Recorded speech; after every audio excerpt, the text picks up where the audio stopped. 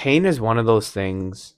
Suffering, pain, self-consciousness are all things that, quite honestly, we are the creators of, and we are the main cause of this suffering. And life doesn't explain that to you because anxiety is a very big mirror that reflects everything inwards at you and keeps you paralyzed in a state where movement or being able to do things feels impossible. I struggle with ADHD and anxiety. And I wish I knew this earlier. And quite honestly, I got diagnosed with both of these things earlier on this year. And as 20 years of living through this mess, I've started to learn things about myself that I was never really taught. One of the biggest things is being in my industry, being a construction worker. You don't really have time to think about your thoughts. And to be honest with you, as much as I'm a big masculine guy, like I fucking push, be a man. Like that is our responsibility to protect, provide, and show up. But at the same time, it's also important to embrace your feminine side of your emotions and how you truly feel, and to understand them a little bit better, which gives you perspective on life. And perspective is the key to any form of shift if you genuinely put the time into exploring and understanding a little better. So I was always a bigger kid when I grew up. I was picked on. I didn't even want to take off my shirt half the time. I'd always wear swimming tops. To be honest with you, I covered a lot of my problems up with eating. I'm gonna be honest with you guys. I was eating goldfish, like bags of goldfish. I would overeat. Like I was never getting things off the kids' menu when I was younger, and it sucks because as a kid who was in pain, now looking back on it as someone who struggled their whole life with identity and with who I was. Now, being fat and being overweight and being picked on your whole life doesn't just ruin your self confidence, because, quite honestly, I don't remember much of my childhood. And it's a very uncomfortable, hard thing to face about myself.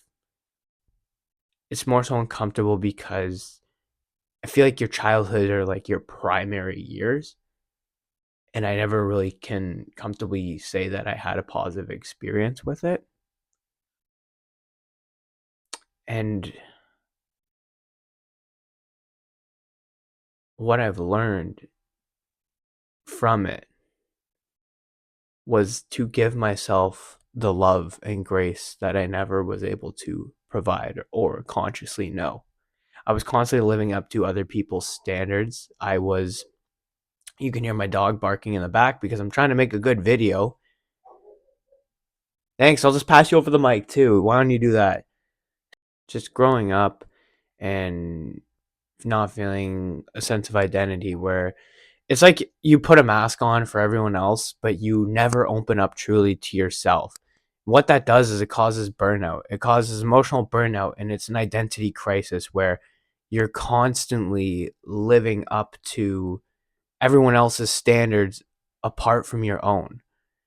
And quite honestly, I had to experience that through all of my childhood and into high school. It's something that most people actually don't pay attention to in their life. Being able to shift and be in a position now where I can look back and say, I still have those scars. I'm going to have to live with the wounds, and trauma isn't something that just goes away. I have to experience that for the rest of my life, but you just get better at it over time. And so, as someone who never really felt that sense of belonging, I learned in this past year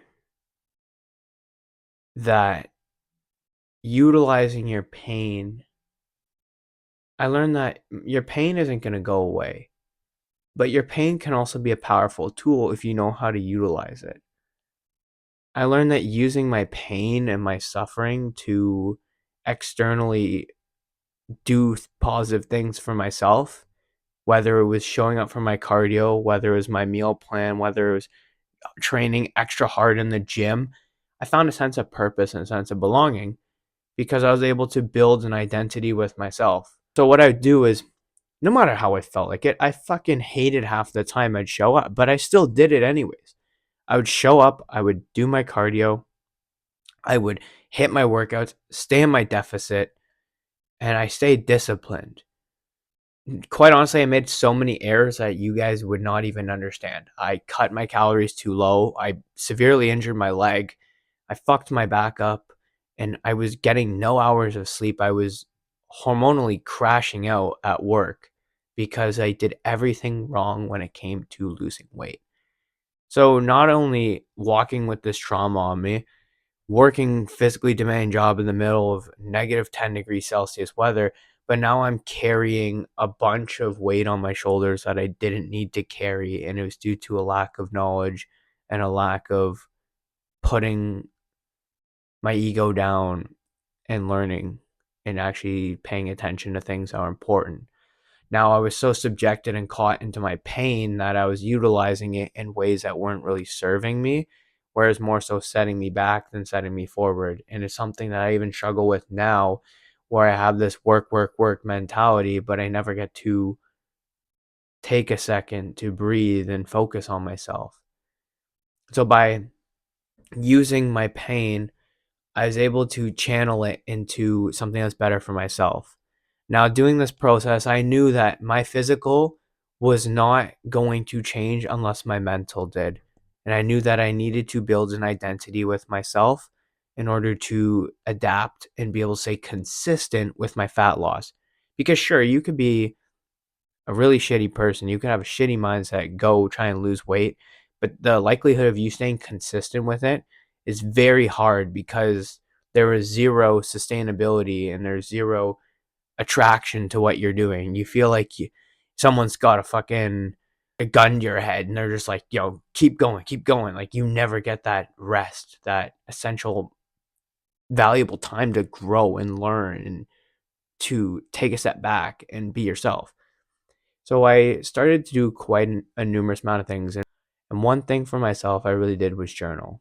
I would always journal about three things. I do three things I'm grateful for, three things I'm proud of myself for, and three things I can improve on.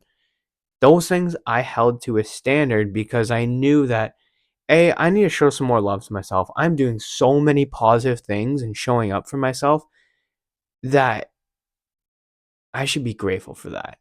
And two, just saying things you're proud of. Genuinely self pride is something that a lot of us struggle with.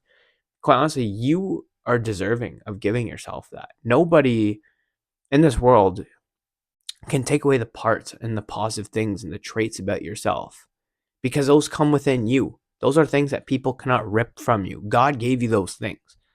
And the last one was things that I want to work on. I believe that failure in not being at your best or having something to thrive and work for or having something you suck at is actually the greatest skill and the greatest thing to come up with because it gives you so much opportunity to be grateful and to learn that there's more opportunity, there's more decisions to make, there's more time to grow. And so channeling your energy and utilizing your traumas and your wounds as a beneficial thing can lead to a very sustainable success rate. Yeah, if you want to just take time yourself, maybe take a break, maybe rest a bit, go clear your mind, go do it, but don't fall back. I promise you, do not fall back into things that you're tempted to do. Don't fall back into the toxic patterns you fought yourself to get out of.